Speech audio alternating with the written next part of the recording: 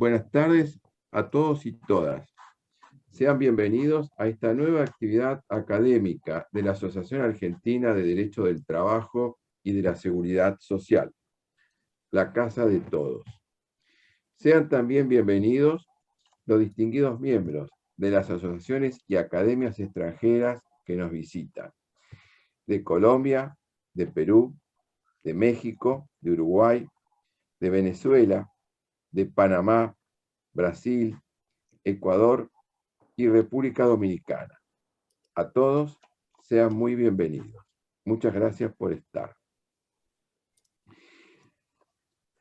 Si bien se observarían avances en muchos países en la ratificación de los convenios de la OIT y de distintos otros instrumentos internacionales, así como en la adecuación de las legislaciones nacionales al contenido de las respectivas normas, la aplicación efectiva de normas internacionales del trabajo parecería continuar siendo un gran desafío, al igual que determinar cómo controlar esa aplicación al interior de los estados.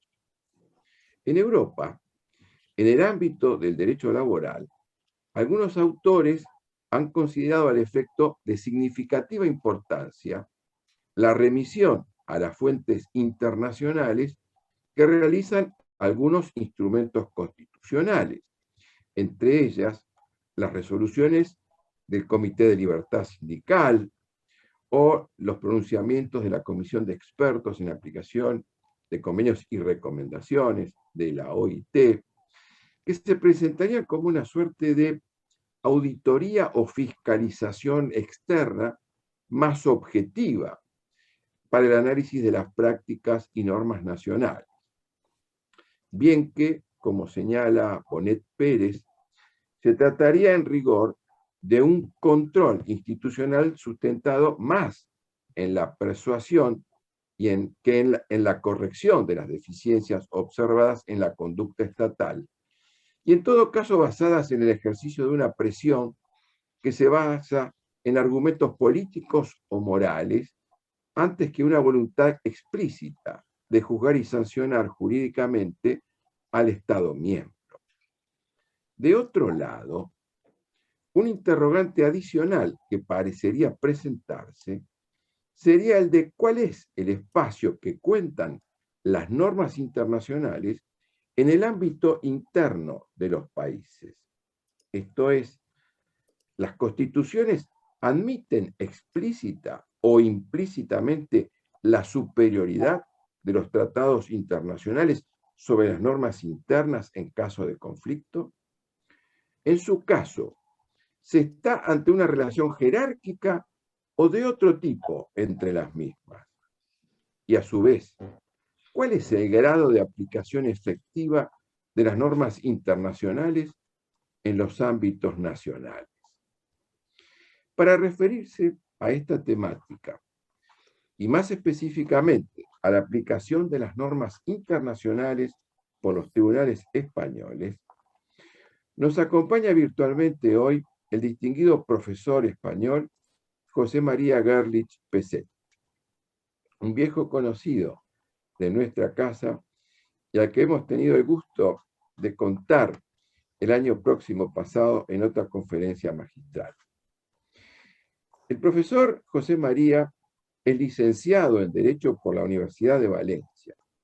Fue becario del Real Colegio de España y en Bolonia, doctorándose en la Universidad de la ciudad italiana en 1987. Es profesor de Derecho del Trabajo y de la Seguridad Social desde 1985. Es catedrático desde 1996, ocupando en la actualidad plaza en la Universidad de Valencia. En dicha universidad ha sido vicedecano de la Facultad de Derecho, director del Departamento de Derecho del Trabajo y Seguridad Social y vicerrector de profesorado. Ha sido magistrado suplente del Tribunal Superior de Justicia de la Comunidad Valenciana y letrado adscrito al Tribunal Constitucional. Forma parte del Consejo Asesor de las revistas Actualidad Laboral y Justicia Laboral y del Consejo Científico de las colecciones Laboral y Enfoque Laboral de la editorial Tirán lo Blanch. Ha participado en la elaboración de diferentes manuales de Derecho del Trabajo y de la Seguridad Social, curso de Derecho del Trabajo dirigido por José María Ramírez, que ya lleva 18 ediciones. Derecho Procesal del Trabajo en colaboración con Albiol, con el doctor Blasco, y que lleva ya 8 ediciones. En cuanto a las publicaciones monográficas, pueden destacarse los libros La relación de trabajo de los empleados de notarías, La administración del convenio colectivo en el ordenamiento jurídico italiano, Manifestaciones de la autonomía colectiva en el ordenamiento español, en colaboración con Tomás Sala y Francisco Pérez de los Cobos, Los efectos de la huelga, la extinción del contrato de trabajo, la reforma laboral de 1997, la reforma laboral en el Real Decreto Ley de 2001, el número 5, también escrito en colaboración con el profesor Albiol y el profesor Camps. La relación laboral especial de los abogados, también escrito en colaboración. Trabajo autónomo, nueva regulación, también escrito en colaboración. Totaliza además un centenar de publicaciones aproximadamente entre capítulos de libros, participación de volúmenes colectivos y artículos y publicaciones en revistas de la especialidad. Con ustedes, entonces, le dejo la palabra al profesor José María Gerlich. Nuevamente bienvenido, profesor José María. Buenas tardes al otro lado del océano, buenas noches aquí en España, queridos amigos. Muchas gracias ante todo a la Asociación Argentina por darme la oportunidad de disertar en este seminario en el que me han precedido estupendos colegas españoles, y también por darme la oportunidad de este reencuentro virtual con quienes ya son viejos amigos, ¿no? El presidente de la asociación, Lorenzo Ñeco, pero también Juan Ángel Confalonieri, con el que he estado charlando un rato, María Cristina Tala, no sé si anda por ahí, he visto que está Gustavo Gutiérrez, y gente conocida con la que me unen ya lazos de tiempo atrás y que me gustaría volverlos a ver ya no virtualmente, sino en persona, en algún momento dado, sea aquí o sea allá en la otra orilla del océano. Bien, dicho esto, voy a compartir mi presentación y, como les ha anunciado el presidente, al que agradezco muchísimo, como digo, la invitación, mi intervención va a ir sobre la aplicación de las normas internacionales por los tribunales españoles. Voy a intentar ponerla en marcha. Ya estará pronto. ¿Por qué no lo consigo? No lo sé, pero es cuestión de un segundo. Ahí está. Ahora debería estar funcionando bien. Este es el tema de mi intervención. No va a ser una intervención, como diría yo, teórica sobre este tema. Yo no soy un experto en derecho internacional. Hay muchísimos temas muy interesantes desde el punto de vista de la teoría general del derecho en este tema, pero lo mío va a ser una intervención diferente, una intervención más al hilo de un conflicto o una situación que creo que se está planteando en los 10 últimos años en nuestro ordenamiento y que está dando lugar a cosas que desde mi punto de vista son un poquito extrañas. Ese es el plan. Yo voy simplemente a contar esta situación, digamos, de cómo nuestros jueces están aplicando el derecho internacional y los problemas que yo le veo a eso, sobre la base también de algunos ejemplos. Por supuesto, tengo que empezar haciendo una introducción general que va a ser muy breve porque digamos, sé a quién estoy hablando y sé que los temas que voy a contar lo saben perfectísimamente y no les voy a aportar nada con lo que viene en los próximos 5 minutos, pero prometo no extenderme mucho. En este terreno de los aspectos generales, a mí me gustaría recordar cómo desde después de la Guerra Mundial, de la Segunda Guerra Mundial, hemos ido construyendo un sistema multinivel de protección de los derechos humanos, tanto de los derechos humanos, digamos, de carácter político y de carácter civil, como también de los derechos económicos, sociales y culturales, entre los que se encuentran los derechos que nos afectan a los laboralistas, para entendernos, ¿no? Este sistema multinivel, además, es un sistema que es, por una parte, global, en el sentido de que tenemos la Declaración Universal y las normas internacionales que cuelgan de esa declaración internacional, fundamentalmente los 2 pactos, aunque hay otros más, como por ejemplo la Convención sobre Eliminación de todas las formas de discriminación contra la mujer, que es una convención muy utilizada también por nuestros tribunales.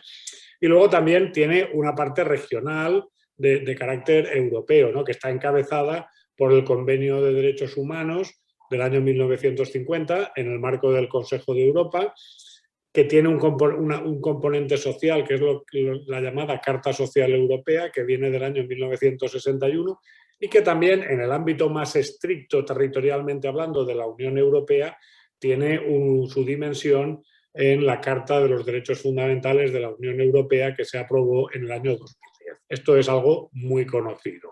Como también es conocido, que voy a decir, pero que en España es particularmente relevante, porque en España estamos los españoles nos enorgullecemos de pocas cosas, siempre miramos al extranjero, pero de estas sí que nos enorgullecemos, somos todavía el país que más convenios de la OIT tiene ratificados. Ayer lo volví a comprobar y seguimos sacándole 5 a nuestros vecinos franceses.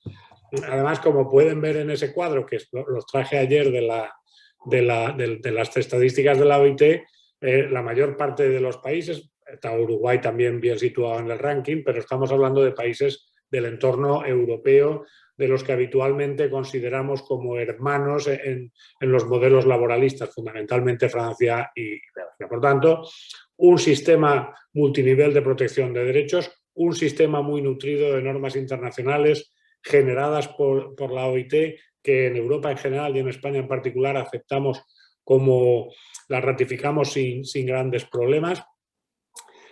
Y un sistema que además se complica porque no solo, y eso lo acaba de comentar el presidente Lorenzo Ñeco, no solo están las normas en sí mismas consideradas, sino que junto a las normas están también los órganos que aplican las normas, que interpretan las normas. Casi todos los tratados que hemos considerado tienen unos comités de derechos humanos, por ejemplo, en el marco de la ONU, o en el marco de la OIT tenemos la comisión de expertos, tenemos la comisión de aplicación de normas de la conferencia, tenemos el comité de libertad sindical, en el ámbito europeo incluso tenemos, aparte del Tribunal de Justicia de la Unión Europea, tenemos el Tribunal Europeo de Derechos Humanos, pero también la Carta Social tiene su propio comité. ¿A dónde quiero ir a parar con esta rapidísima exposición de algo que todos ustedes saben? El derecho internacional contiene muchísimo papel, contiene un aparataje, un montón de recursos interpretativos, un montón de recursos normativos y un montón de documentos que interpretan declaraciones, que interpretan normas que nunca son claras, y entonces aparecen comités de expertos y tal que las concretan. Tenemos a nuestra disposición, por tanto, un brutal número de instrumentos que pueden ser utilizados en el quehacer diario de los juristas. Esto es la base de partida. ¿Cómo se incorpora esto en el derecho español? Aquí cada ordenamiento tiene sus propias cosas, ¿no? ¿Cómo se incorpora en nuestro sistema? Bueno, eso, claro, obviamente hay que ir a la Constitución. Nuestra Constitución contiene, yo creo que 3 normas muy importantes. 2 las he puesto aquí porque son las que de alguna manera van a explicar lo que viene después, pero hay una tercera.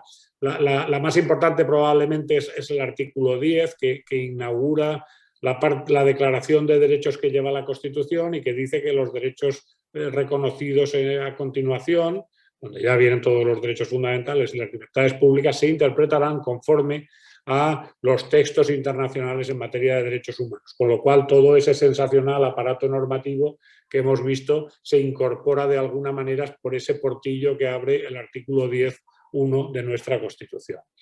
Y luego ya, por lo que se refiere a la eficacia, a los efectos internos de los tratados internacionales, tenemos esos dos artículos que están en el artículo 93 y en el artículo 96. El artículo 93, que se refiere a las normas de la Unión Europea, en la cual se parte de la base de que es posible, mediante ley orgánica, delegar el ejercicio de la soberanía. El ejercicio de competencias derivadas de la Constitución se puede transferir a una organización e institución internacional. Entonces, el artículo 93 funciona como sustento interno del conjunto del derecho comunitario y explica por qué el derecho comunitario se aplica, porque en esas parcelas que son competencia de la Unión Europea, digamos, el que ejerce la competencia ya ha dejado de ser el Estado español, son directamente las instituciones de la Unión Europea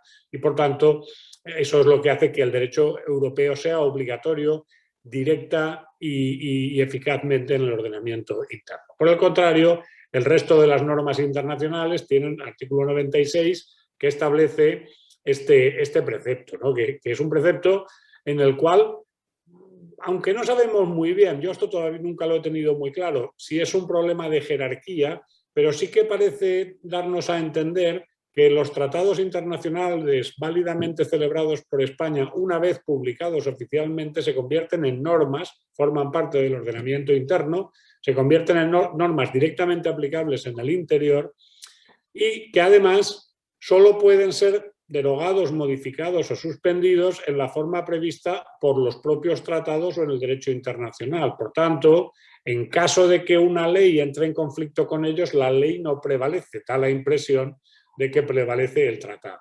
Es verdad que hay una discusión teórica sobre si eso es un principio de jerarquía o no, pero para los juristas, digamos, planitos como soy yo, al final yo esto lo interpreto en términos de jerarquía. El tratado prevalece sobre la ley, porque la ley no puede derogar al tratado, punto, y se acabó. Esa sería la explicación.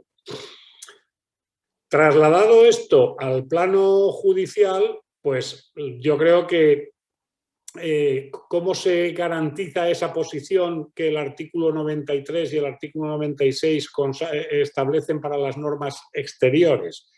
Para las normas de la Unión Europea la cuestión está clara, es decir, la forma de garantía la produce el hecho de que el derecho comunitario, lo sabemos desde 1960 y tantos, un caso muy antiguo, es directamente aplicable en el interior de los países miembros y la garantía de que eso se produce así es la posibilidad que tienen los tribunales de plantear cuestiones prejudiciales ante el Tribunal de Justicia de la Unión Europea. De manera que si un tribunal interno tiene dudas de si una norma es adecuada o no a una previsión de los tratados o de las normas comunitarias derivadas, reglamentos, directivas, etcétera, lo que hace es preguntarle al Tribunal de Justicia, el Tribunal de Justicia le contesta, el derecho comunitario implica esto y por tanto usted debe hacer esto y después el Tribunal de Justicia, el Tribunal Interior aplica la doctrina que ha establecido el Tribunal de Justicia. Desde ese punto de vista, esto tampoco es muy novedoso,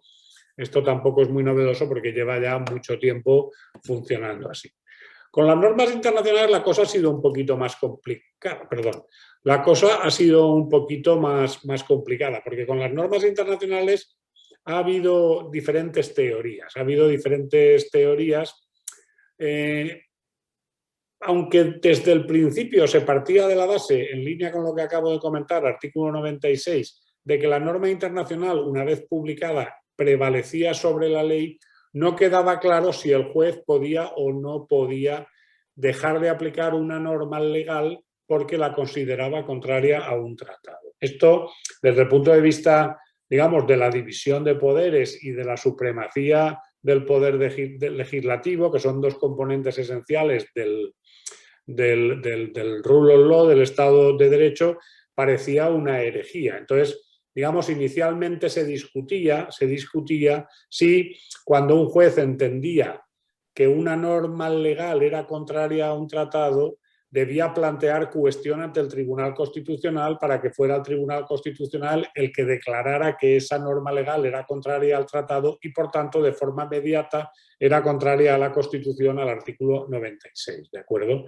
Esta era una construcción que fue la primera que se diseñó en la lectura, cuando la Constitución salió, pero poco a poco se ha ido afirmando la idea de que eso no es así, de que la decisión de si una ley es contraria a un tratado es una decisión de determinación de la norma aplicable y, por tanto, es una cuestión de estricta legalidad ordinaria y, por tanto, es el juez directamente, con independencia de la posición que ocupe en la pirámide jurisdiccional, el que decide que deja de aplicar la ley. Esto es una cosa que el Tribunal Constitucional la viene diciendo desde tiempo atrás en España, desde los años 80, pero que se ha dicho con total claridad en una sentencia del año 2018, que es la que tienen en la pantalla, en la cual se reconoce la posibilidad de que exista un control difuso de convencionalidad. De manera que cualquier juez puede entender que una norma legal es contraria al tratado y hacer prevalecer el tratado sobre una norma legal. Contra, insisto, de los principios más formidables, digamos, de la división de poderes, del imperio de la ley y de la legitimación democrática del legislador. Este es el estado de la cuestión. ¿Por qué? Y entonces ahora pueden preguntarse, ¿y por qué este tío nos está contando esto si nosotros somos laboralistas y a nosotros lo que nos interesa es el derecho al trabajo? Bueno, porque a mí me da la impresión de que a raíz de esta revalorización del papel del juez se ha producido también una revalorización de los estándares internacionales que tiene una precisa valencia de carácter político-jurídico. Pierde un poco sus connotaciones técnicas el discurso que he hecho hasta ahora y se convierte en un discurso más bien político. ¿A qué me refiero? Bueno, nosotros siempre habíamos pensado que en España estábamos bien. Siempre habíamos pensado que en España estábamos bien. Yo sigo pensándolo. Yo sigo pensando que en España estamos bien y que, por tanto, nuestro ordenamiento laboral, con alguna salvedad, con algún caso raro que pudiéramos tener, digamos, estaba bien por encima de los estándares internacionales. Pensábamos que teníamos una Constitución que garantizaba los derechos sociales, pensábamos que teníamos una cosa legal que superaba con creces los estándares internacionales establecidos en todo ese cúmulo de tratados que les he contado y tal, y por tanto, digamos, no le dábamos mucha importancia a los estándares, o quizá le dábamos menos importancia de la que deberían tener los estándares establecidos en las normas internacionales. De alguna manera, dicen todos los autores que se han ocupado del tema en estos últimos años, el papel tradicional de las normas internacionales se movía fundamentalmente en el terreno de los complementos, del complemento de aquellas instituciones laborales en las que el ordenamiento interno era poco ilustrativo, porque había perdido, como diría yo, o nunca había tenido o había perdido elementos con el correr de los años. El caso más claro son las vacaciones. Las vacaciones tenían una regulación muy detallada en la Ley de Contrato de Trabajo. En el año 1980 esa regulación desaparece del estatuto, se resume mucho y entonces queda el estatuto que tiene un poquito y la Ley de Contrato de Trabajo que conservó vigor reglamentario durante 15 años más y se continuaba aplicando y con eso nos apañábamos. Pero entonces, en el año 1994, la Ley de Contrato de Trabajo desaparece definitivamente y el texto del estatuto, que ya era cortito, se reduce todavía más en la reforma de entonces y las vacaciones se quedan huérfanas de régimen jurídico. Bueno, pues teníamos el convenio, me parece que es el 138, de la OIT, que tiene una regulación bastante detallada de las vacaciones. La nuestra es mejor porque reconoce 30 días en vez de los 15 que me parece que hay en el convenio, pero luego todas las historias sobre fraccionamiento, sobre retribución, etcétera, etcétera, pues los tribunales tiraban manos de ese convenio porque nuestro ordenamiento no daba más de sí. Las normas internacionales eran así complementarias.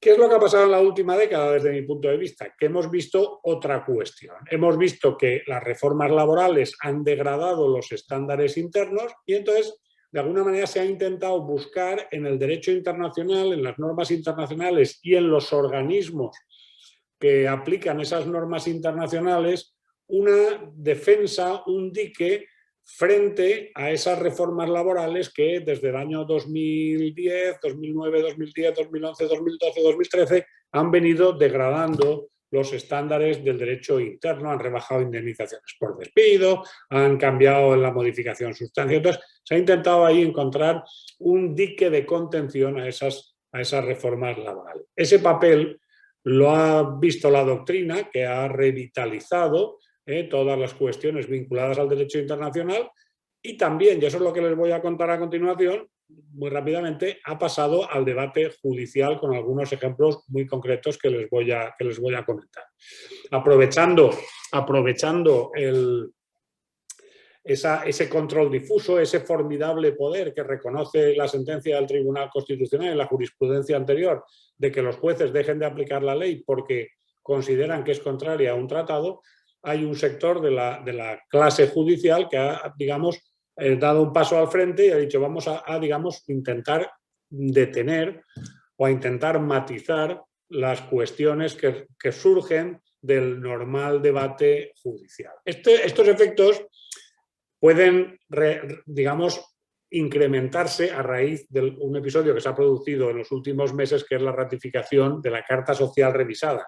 España ratificó en los años 80 la Carta Social de 1961, pero la de 1996 nunca la había ratificado porque había algún problema técnico, en concreto el salario mínimo interprofesional y algún otro que impedían ratificarla. Finalmente ya la hemos ratificado y estamos ahí en esto. Y esto también podría ser que incrementara, mi impresión es que va a incrementar los contenciosos de este tipo.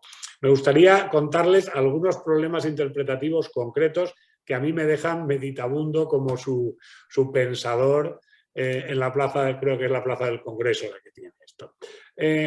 Una primera cuestión que a mí me ha llamado mucho la atención, esta ya lleva funcionando mucho tiempo, pero que tiene episodios todavía muy vistosos. Los tribunales inferiores recurren, entre comillas, porque no es un recurso técnicamente, los criterios que sientan los tribunales superiores. Esto exactamente, ¿de qué se trataría? Aquí, digamos, tenemos una situación, claro, como en todos lados, hay una pirámide judicial y en la cúspide están los tribunales que están, y esos tribunales son los que sientan doctrina y, en principio, aunque los tribunales inferiores son independientes, deben aplicar la jurisprudencia sentada por los tribunales inferiores. Bueno, el sistema multinivel genera muchas jurisdicciones y, por tanto, muchos tribunales superiores desde distintos puntos de vista. Y es posible que los tribunales inferiores, cuando lo que dicen sus superiores inmediatos no les gusta, recurran a otro tribunal que también es superior de ellos y que además es superior de su superior. Este es un papel que viene jugando en España y supongo que en toda Europa las cuestiones prejudiciales, tanto las que se pueden plantear por inconstitucionalidad ante el Tribunal Constitucional como las que se pueden plantear ante el Tribunal de Justicia de la Unión Europea, ¿no? Los dos ejemplos recientes más claros que son de hace poco son estos dos, transmisión de empresa y subrogación convencional y el tema del registro horario. Por no agobiarles, voy a contar solamente el segundo. El tema del registro horario es una situación que se produjo en el año 2015-2016, en cuya virtud los sindicatos de algunos sectores de servicio, fundamentalmente de banca, consideraban que estaban haciendo demasiadas horas extraordinarias y que nadie se las reconocía porque no había fiables sistemas de registro de jornada.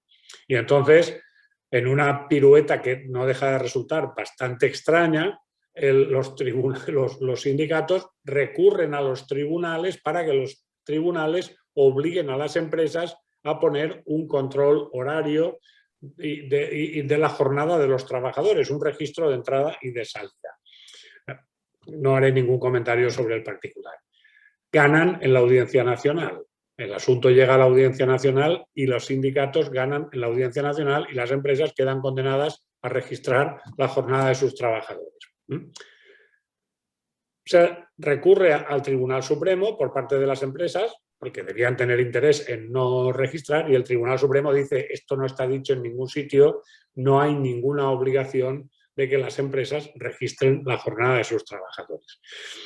Inmediatamente se vuelve a plantear otro asunto en otro banco, en la Audiencia Nacional, y la Audiencia Nacional, en lugar de repetir la doctrina del Tribunal Supremo, plantea una cuestión ante el Tribunal de Justicia diciendo: ¿sería contrario al derecho comunitario una norma que permite que no se registre la jornada? ¿Eso podría vulnerar la directiva en materia de seguridad e higiene en el trabajo? Y el Tribunal de Justicia efectivamente dijo sí, y por tanto una norma que permitiera hacer una jornada ilimitada porque no se registra el principio y el fin sería contraria, etc. De alguna manera la cuestión prejudicial aparece como una especie de extraña casación que permite dar un salto sobre el Supremo, y el Supremo inmediatamente cambió su criterio. Esto ha pasado muchísimas veces. El otro caso conocido de últimamente es el tema de cómo se interpretan los convenios colectivos que imponen a las contratistas entrantes quedarse con los trabajadores de las salientes, y ahí pasó lo mismo. El Tribunal Supremo había sentado una doctrina, a los tribunales inferiores no le gustó, plantearon una cuestión al Tribunal de Justicia y el Tribunal de Justicia la resolvió en el sentido que venían resolviendo algunos tribunales superiores, pero no en el que había resuelto el Tribunal Supremo. Un paso más. Aparece ya directamente cuando los tribunales ya no es que, digamos, recurran, sino que corrigen directamente al legislador o a los tribunales superiores, ¿no? Aquí yo voy a poner 4 ejemplos. Son discutibles. Yo sé que todo esto, si lo hablan con otros compañeros míos, no lo ven exactamente igual que yo, pero bueno, yo los comento. El primero que a mí me viene a la cabeza siempre es la interpretación de las causas económicas, técnicas, organizativas y de producción en la reforma del año 2012.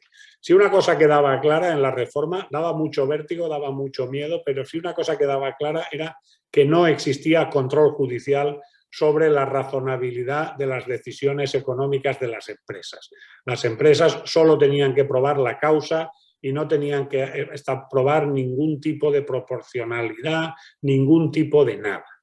Simplemente tengo pérdidas, despido. He eliminado un puesto de trabajo, despido. He comprado una máquina, despido o suspendo o modifico sustancialmente o lo que fuera. Y eso se decía con meridiana claridad en el artículo y también en la exposición de motivos. A partir de ahora las empresas solo tendrán que probar unos hechos, las causas, punto. Y eso es literal de la exposición de motivos, ¿no? Cuando llegan los asuntos al Tribunal Supremo, la primera sentencia es del año 2013, que aún tiene mucho lío y da vueltas sobre esto, pero la primera sentencia, que intenta racionalizar el alcance del control causal, corrige lo que dice textualmente la ley. ¿Y en qué se basó? Se basó fundamentalmente en el convenio 158 de la OIT. Convenio 158 de la OIT, que por cierto no dice lo que dice el Tribunal Supremo que dice. Es decir, el convenio 158, leído completamente y leído a la luz de los informes de los sabios y de los expertos, dice otra cosa diferente, porque precisamente para hacer que más gente lo ratificara, en este punto hay un elevado componente de flexibilidad. Pero en todo caso, se cogió, en vez de cogerse al artículo 9, se cogió al artículo 4, que establece el principio general de causalidad, y dijo: esto no puede ser así, tiene que haber una razonable causa, etcétera, etcétera, y de alguna manera se resucitó el control causal. Una cosa también que ocurrió, un segundo caso de la reforma de 2012, es el tema del contrato de emprendedores. El contrato de emprendedores era un contrato que ya ha desaparecido, que la verdad es que era un contrato que no sirvió para gran cosa, que tenía como peculiaridad un periodo de prueba muy largo. Era un contrato que tenía un periodo de prueba legal de 1 año. Pretendidamente era un contrato indefinido, pero en la vida real era un contrato temporal de libre resolución durante 1 año. Bueno, uno puede tener su valoración. A mí un contrato que me gustaba poco, me parecía muy complicado, pero bueno, estaba ahí y lo había decidido el legislador. Pero digamos, hubo una gran crítica doctrinal, una fortísima crítica doctrinal y una fortísima crítica judicial. En este caso, cuando el tema se planteó ante las cúspides de la jurisdicción, sentencias del Tribunal Constitucional de 2014-2015, también sentencias del Tribunal de Justicia de la Unión Europea, 5 de febrero de 2015, dijeron que no pasaba nada. No había ninguna cuestión, no vulneraba el derecho al trabajo, no vulneraba nada en concreto, etc. Sin embargo, en los tribunales la guerra continuó. La guerra continuó y, por ejemplo, en el Tribunal de Justicia de Cataluña hay una sentencia muy famosa de 22 de junio de 2015 en la cual, aunque se dijo que el contrato de emprendedores era válido, hubo un voto particular firmado por una gran parte de la sala que se convirtió en referente jurisprudencial para los demás tribunales, para algunos de los demás tribunales superiores de justicia. Es decir, que en lugar de citar la sentencia de la mayoría, citaban lo que decía el voto particular que se basaba en la Carta Social Europea, que en aquel momento todavía no habíamos ratificado, en el artículo 24 de la Carta Social Europea revisada, no en el artículo entonces vigente, ¿no? Esta es una de las cosas más chocantes. Un caso parecido es el despido por absentismo, el viejo artículo 52D del Estatuto de los Trabajadores, ahora derogado desde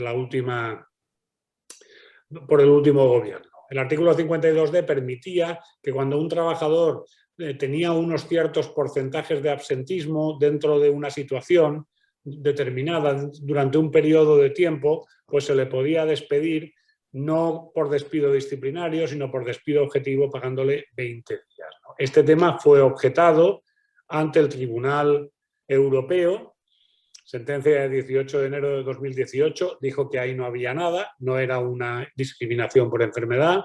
Se planteó ante el Tribunal Constitucional, sentencia 118-2019, el Tribunal Constitucional dijo que ahí no había nada, no vulneraba nada, ni el derecho al empleo, nada. El Tribunal Supremo lo venía aplicando con normalidad, no he puesto las sentencias porque no me cabían en la presentación, pero había bastantes sentencias que lo venía aplicando con normalidad y hete aquí que dos sentencias del Tribunal de Justicia de Cataluña, 17 de enero de 2020 y 28 de febrero de 2020, lo declaran contrario al convenio 158 de la OIT y entienden que es un precepto que deja de ser aplicable. Algo parecido ha pasado con la impugnación individual de los despidos colectivos. Los despidos colectivos, cuando hay acuerdo colectivo, solo pueden ser impugnados por los que están por la vía del procedimiento de conflicto colectivo. No pueden ser impugnados por la vía del conflicto individual. El Tribunal Supremo dijo que eso era correcto, sentencia de 2018. En el año 2020, el Tribunal de Baleares dijo, bueno, el Tribunal Supremo ha dicho lo que quiere, pero esto es contrario al artículo no sé qué, del convenio 158 de la OIT y entiendo que esta regla no se aplica. Curiosamente, unos meses después, el Tribunal Constitucional nos dijo que era efectivamente contrario a la tutela judicial efectiva. Pero el Tribunal de Baleares, sin comerlo ni beberlo, ya se había encargado de decir que era contrario al convenio 158 y cargarse. Es significativo, y voy a ir concluyendo ya porque tampoco les quiero aburrir mucho, es significativo que todo vaya sobre despido. ¿Hay más cosas? Sí, hay más cosas, hay algunos temas más, ha habido algunas historias en relación con conciliación de la vida familiar y discriminación de la mujer, etc. Pero en realidad, lo que está en el punto de mira de este sector judicial, que es un sector judicial que tampoco es que sea mayoritario, todos estos temas que voy a comentar ahora hay bastante polémica y lo mismo que hay sentencias en un sentido, las hay en otro sentido. Pero lo que sí que da la impresión es que uno de los temas clave es el tema del despido. El tema del despido como cuestión en la que se está focalizando fuertemente el debate el debate que propicia este control difuso de la convencionalidad. En estos 3 últimos años, digamos, hay como sucesivos embates a nuestro modelo de despido, que tampoco voy a defender. Nuestro modelo de despido es un modelo de despido, cuando digo de despido, digo de consecuencias del despido. Es un modelo que tiene sus carencias, Seguramente cuando se recortó la indemnización de despido en el año 2012, el legislador se pasó de varas, no era preciso, pero bueno, es lo que se decidió en el año 2012, se puede cambiar cuando llegue el momento. Aquí hemos visto diferentes historias protagonizadas por juzgados de lo social.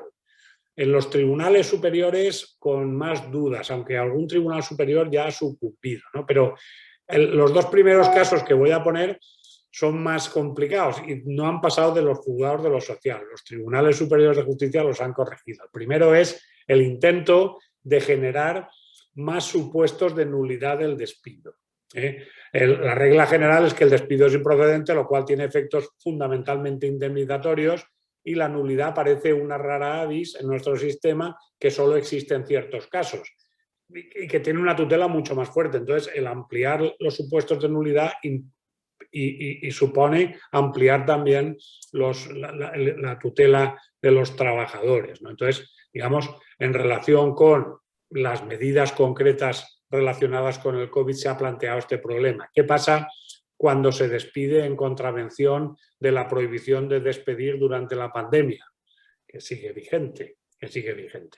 Y ahí, aunque digamos ya la cuestión se va matizando, poco a poco se ha ido matizando, lo cierto es que en este momento ya sabemos que el despido es improcedente, pero ha habido varios intentos por parte de los juzgados de cambiar la historia y decir el despido sin causa, que sería este el caso, es un despido nulo. Ese sería el primer caso. Otro caso que se ha planteado en algún juzgado de lo social es a quién corresponde la titularidad de la opción entre readmitir e indemnizar en el caso de los despidos improcedentes. Nuestro sistema se la ofrece con carácter general al empresario, salvo en el caso de los representantes de los trabajadores.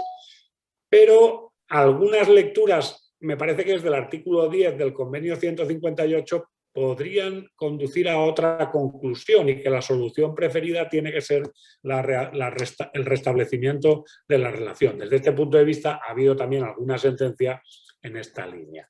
Y luego la que sí que parece que se ha desmoronado definitivamente, esta semana cuando estaba preparando esto he estado mirando las sentencias y digo, madre mía, aquí sí que la contención del legislador se ha desmoronado, es el carácter tasado de la indemnización por despido. En nuestro sistema, la indemnización por despido se calcula según la antigüedad del trabajador, tantos días de salario por año de servicio con el límite de tantas mensualidades. Da igual si el trabajador ha tenido más daño, menos daño, si no ha tenido ninguno. Me pueden haber despedido, puedo haber encontrado un empleo al día siguiente, mi indemnización es exactamente la misma que si me despiden y me tiro 16 años en el paro o si no trabajo nunca más. O si me acabo de mudar a no sé dónde y me he comprado una casa, he vendido la mía y ahora cómo hago yo para volver, etcétera. El carácter tasado de la indemnización por despido es desde hace 50 años, desde 1980 o 40, no, desde 1977 es un dogma de nuestro derecho del trabajo. Pues bien, en la medida en que con la reforma del 2012 se redujo la indemnización por despido improcedente de 45 a 33 y de 42 meses como tope a 24 meses, es verdad que en los casos de baja antigüedad la indemnización no es disuasoria para el empresario.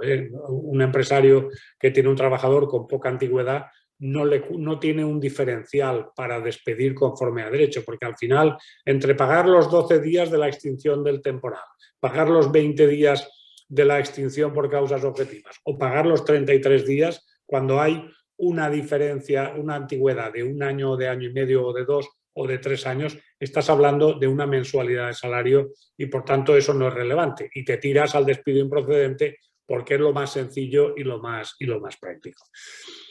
Este carácter tasado de la indemnización por despido está generando que los tribunales se estén cuestionando si eso cumple los estándares tanto del convenio 158 como de la Carta Social, que hablan de una reparación adecuada de los daños. Si no hay una situación disuasoria, pues seguramente no hay una reparación adecuada de los daños. Si mi indemnización es miserable, seguramente no estoy impidiendo que se impida el despido ilegítimo. Y hay una serie de sentencias cuando yo escribía aquello parecía que era de los juzgados de lo social, ahora ya hay varios tribunales superiores de justicia que han, digamos, abrazado esa causa, en las cuales no es que hayan dicho, no se han atrevido todavía a decir, que la indemnización por despido se fija conforme al Código Civil, es decir, conforme al arbitrio del juzgador, sin utilizar el criterio de la ley. Pero sí que dicen que en ciertas situaciones en las cuales se producen dos cosas, es posible saltarse los topes de la indemnización. ¿Cuáles son esas dos cosas? La primera es que el resultado del cálculo legal sea un resultado del que se pueda concluir que no es una indemnización relevante para cumplir su función social, digamos, casos de baja antigüedad. Y segundo requisito, que quede muy claro que el empresario ha actuado de forma abusiva. No es solamente para un despido sin causa, no es solamente para un despido que se declara improcedente, sino para un despido que tiene ciertas dosis de arbitrariedad. Voy a ir concluyendo muy rápidamente. Yo creo que estamos, visto lo que les cuento, hay una situación en la cual los jueces tienen que optar entre ser activistas judiciales o autocontenerse. Yo soy partidario de que tienen que autocontenerse, porque creo que los valores en juego son unos valores muy importantes, son muy importantes. Primero, porque desde un punto de vista práctico, el uso de los textos internacionales no es unidireccional. Es verdad que los que han abrazado la causa de la convencionalidad utilizan los textos en una sola dirección, pero también se pueden utilizar en la otra dirección. Los textos internacionales, por lo menos los europeos, la Carta de Derechos Fundamentales, el derecho comunitario, también consagran libertad de empresa y otros derechos que pueden dar mucha vidilla en una decisión de activismo. De hecho, por ejemplo, en relación con la prohibición de despedir durante el COVID, hay jueces que han abrazado la causa de la nulidad, ya lo he contado, pero también hay alguno que ha dicho esa prohibición de despedir durante el COVID es contraria al artículo, me parece que es el 36 de la Carta de Derechos Fundamentales de la Unión Europea, que consagra la libertad de empresa, y ha decidido que el despido es procedente, que el despido es procedente, con lo cual, digamos, los textos internacionales no son unidireccionales, también dan vidilla en las dos direcciones, dependiendo cómo los utilice el intérprete. Segundo valor en juego que yo creo que está, el tema de la inseguridad, que en el fondo es un tema de desigualdad. Es decir, estamos viendo cómo el Tribunal de Cataluña está diciendo una cosa y el Tribunal de Canarias está diciendo otra, quizá. Y esto nunca está muy allá. A veces incluso me da la impresión, leyendo las sentencias, no voy a desarrollarlo, si luego quieren que lo veamos, lo vemos, que para hacer es un activismo que incluso produce la ruptura de los derechos procesales de las partes. Hay algunas sentencias de las que he citado en las cuales se ve cómo el recurso lo está reconstruyendo el tribunal. Es decir, esto no me lo han planteado, pero yo como cuestión previa planteo el control de convencionalidad y me quedo tranquilo. Es verdad que eso es el jura novit curia, pero siempre habíamos pensado que los recursos en el proceso laboral en España son extraordinarios y por tanto no se pueden construir de oficio por el juez. Tiene que venir la parte y explicarle esto se ha producido, etcétera, etcétera.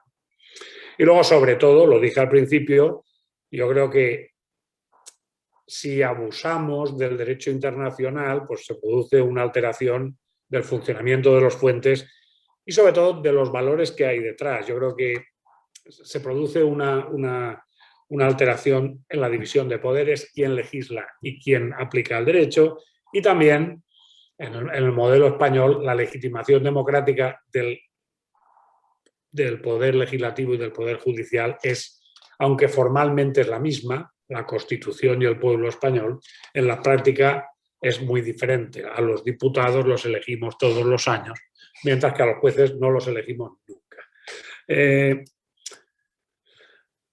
¿Qué habría que hacer? Yo creo que unas cosas que se han perdido en estos debates y que creo que habría que recuperarlos es, por una parte, creo que sería repasar bien las normas internacionales. Es decir, yo creo que una idea que siempre nos han dicho los de derecho internacional es que para que un tratado internacional sea directamente aplicable hace falta que se publique, que esté ratificado válidamente, no sé qué, no sé cuándo, pero que sea una norma autosuficiente. Pensemos que hay muchísimas normas internacionales a las que a veces les hemos dedicado páginas enteras o libros enteros y que no son tan autosuficientes como parece. Y eso yo creo que está muy claro. Es decir, uno coge el convenio 158, el convenio 158 está lleno de salvedades. Es decir, es verdad que tiene unas verdades del barquero que son inexorables en materia de extinción, pero está llenísimo de salvedades. Y históricamente nuestro Tribunal Supremo las había visto. No sé, por ejemplo, en el tema primero que se planteó, que era el de la forma de despido, es verdad que en el convenio de la OIT se habla de la audiencia previa del despedido, pero también se habla de que dependiendo de las circunstancias, esa audiencia puede existir o no. Y esas circunstancias las que hay que valorar, eso hace que la norma probablemente sea menos autosuficiente de lo que parece, ¿no? De lo que parece. Y luego yo creo que también es importante ser capaz de diferenciar, que yo no estoy seguro de que los tribunales españoles o una parte de los tribunales españoles lo hagan, separar lo que son normas verdaderamente de lo que son meros criterios interpretativos. Quiero decir con esto lo siguiente. El derecho internacional son los tratados internacionales, pero también son los órganos internacionales que hay detrás. Y esos órganos internacionales ni todos tienen la misma legitimación, ni todos tienen las mismas funciones, ni todos pueden tener, por tanto, el mismo tratamiento. Es decir, yo, sintiéndolo mucho, creo que no es lo mismo el Tribunal de Justicia de la Unión Europea o incluso el Tribunal Europeo de Derechos Humanos o la Corte Americana de Derechos Humanos, que están modelados en el mismo patrón, que son verdaderos tribunales en los cuales hay un procedimiento judicial, que otro tipo de órganos, de expertos, etcétera, etcétera, que probablemente, como ha comentado al principio, trayendo a los maestros del derecho internacional, el presidente Lorenzo Ñego, probablemente están pensando en las sanciones difusas a través de la opinión pública internacional y no en actuaciones inmediatas en el interior de los estados, ¿no? Yo creo que esa diferenciación sería muy importante. Es decir, a pesar de todo, el Tribunal Europeo de Derechos Humanos, que aplica el Convenio de Derechos Humanos, es un tribunal, mientras que el Comité de Derechos Sociales, que interpreta la Carta de Derechos Sociales, no es un tribunal en la forma en que se plantean sus resoluciones, en la forma en que se alcanzan, ni en la forma en que están consideradas, en nuestro caso, por la propia legislación interna. Y bien, dicho esto, espero que les haya interesado. Les agradezco muchísimo su atención y si quieren que estemos un ratito, antes de que me entre el sueño, podemos discutir lo que quieran. Muchas gracias. Muchísimas gracias, profesor José María.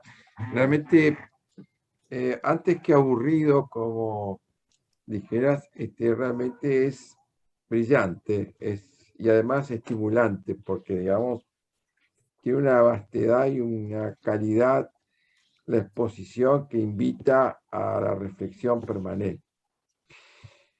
Quería antes que nada culpar al profesor Gustavo Gautier, que se tuvo que retirar porque tenía un compromiso con la universidad y pidió especialmente disculpas y las gracias por la charla.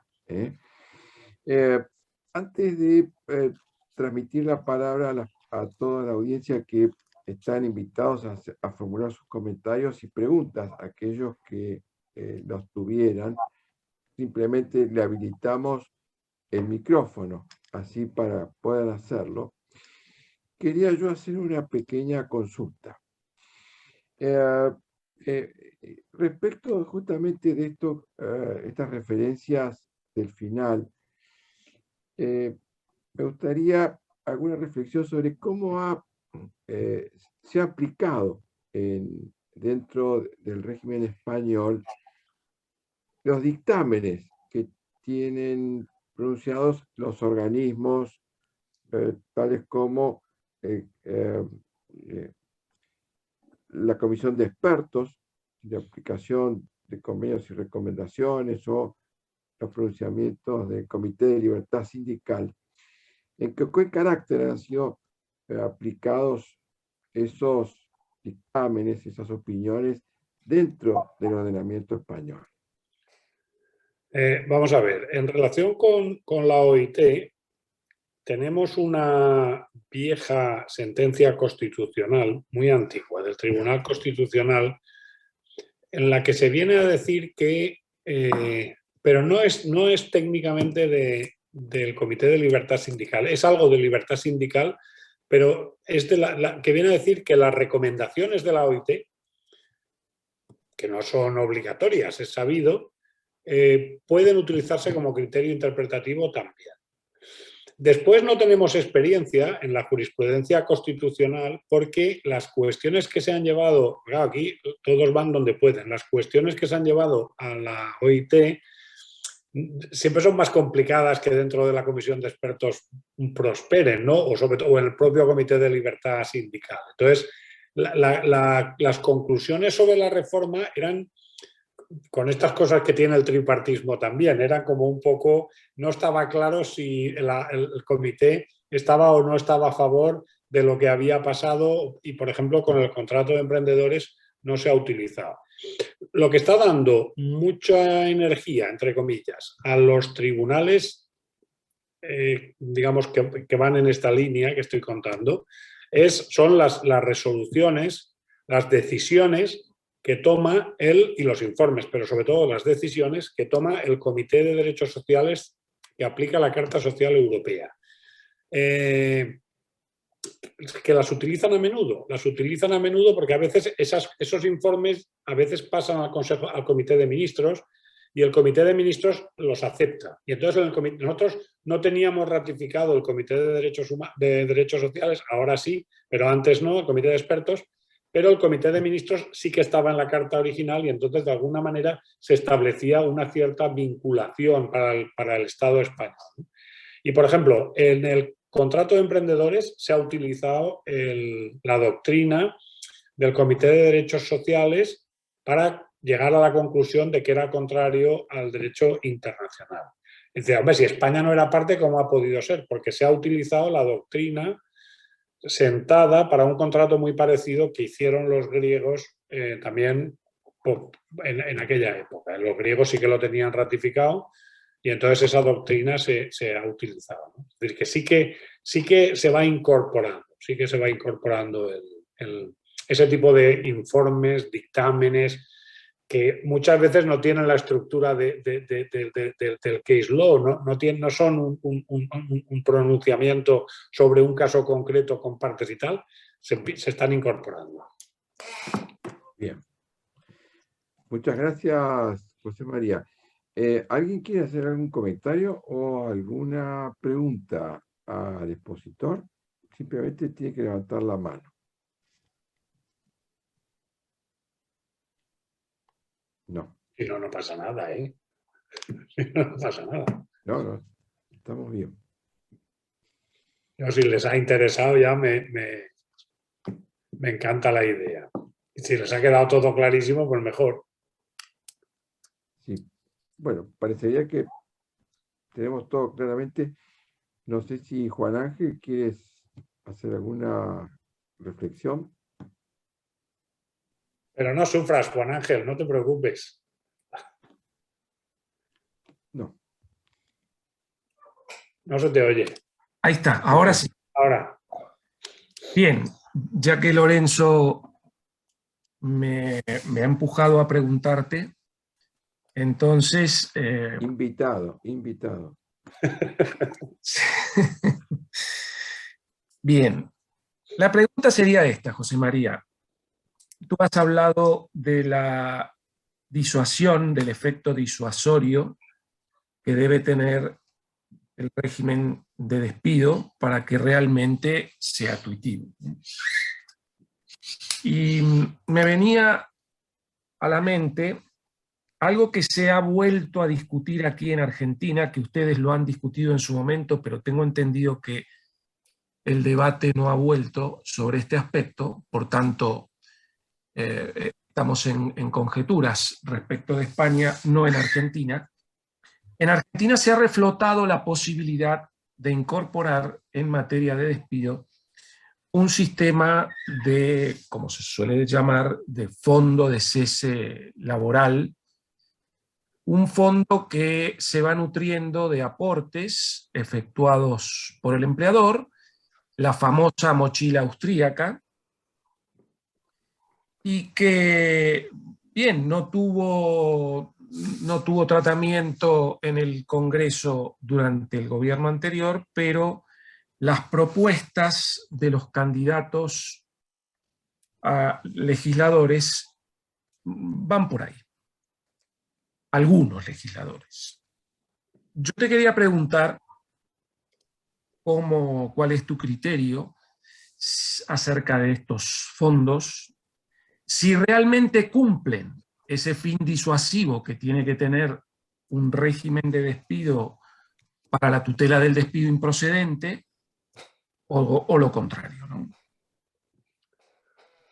Vamos a ver, cuando lo pusimos, aquí lo tuvimos en marcha muy poco tiempo y fue un experimento a prisa y corriendo en la época de Rodríguez Zapatero, poco meditado y muy loco en su planteamiento, porque se utilizaba el Fondo de Garantía Salarial, que como sabes es un seguro de insolvencia empresarial que garantiza las indemnizaciones y los salarios que dejan de pagar los empresarios insolventes. Se utilizaba ese Fondo de Garantía Salarial para rebajar las indemnizaciones por despido, pero tanto las indemnizaciones por despido procedente como improcedente, con lo cual se subvencionaba al empresario incumplidor. Es como si el Estado me diera unos dineros por incumplir las normas de tráfico para pagar las multas, ¿no? Era una cosa como completamente loco, ¿no? Si se hiciera bien, ¿cuál sería mi opinión? Hombre, mi opinión es que si tú vas a un modelo de que provisionas un fondo y ese fondo es una tarifa plana, en el sentido de que da igual por qué se extinga la relación de trabajo, eso no es bueno, eso no tiene el efecto disuasorio que debe tener el despido, y es más, yo que soy poco partidario, como se ha visto esta noche, del control de convencionalidad, diría que eso va contra el convenio 158. Yo no sé si Argentina lo tiene ratificado, el 158. No, pues el 158, si le pegáis una mirada, diferencia muy claramente las dos partes de la indemnización. En el 158, lo estaba buscando aquí, hay por una parte me parece que es el artículo 8,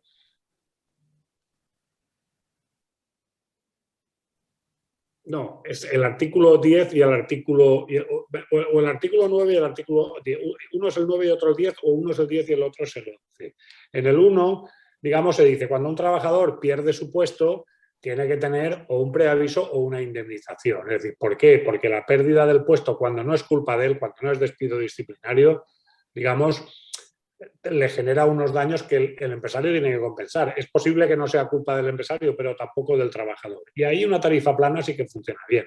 Pero cuando es el empresario el que vulnera el principio de causalidad, tiene que haber una indemnización por encima, una indemnización, decía Rodríguez Piñero, sanción, que digamos ya no compensa los daños desde la pérdida del empleo, sino que, digamos, sanciona la conducta antijurídica. Y eso en el convenio 158 se ve muy bien, ¿no? Entonces yo creo que una mochila austríaca que fuera, digamos, una tarifa plana y al final todos los despidos se saca el dinero y se les paga por igual, no podría ser.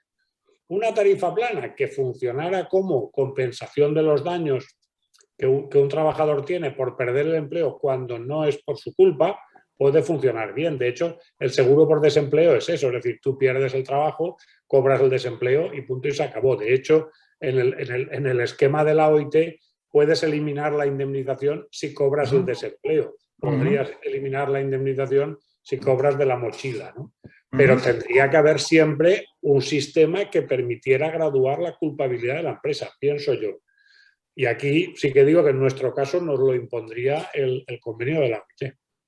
Otra cosa es cuánto, si mucho o poco, pero tendría que hacerlo. Está claro. Bueno, muchas gracias, José María. No veo ninguna otra consulta, así que vamos a agradecerte. Muchas gracias por el tiempo dispensado. Ya es de noche allá en España, así que no vamos a entretener más. Recordamos simplemente que estas conferencias quedan grabadas y luego las subimos en la página de la asociación para todos aquellos que quieran volver a verlas o para quienes no hubieran podido estar presentes el día de hoy. Profesor José María, nuevamente, ha sido realmente un honor contar con tu presencia y con lo interesante que ha sido este tema desarrollado. Muchísimas gracias. Muchísimas gracias a todos por la invitación y de verdad que si el año que viene organizáis de nuevo el ciclo, podéis contar conmigo con total tranquilidad. Bueno, muchas gracias. Un aplauso y Vosotros. muchísimas gracias a todos por estar. Muy bien, muchas gracias a vosotros. Gracias, hasta luego. Vale, hasta luego. Me voy a tener. Adiós.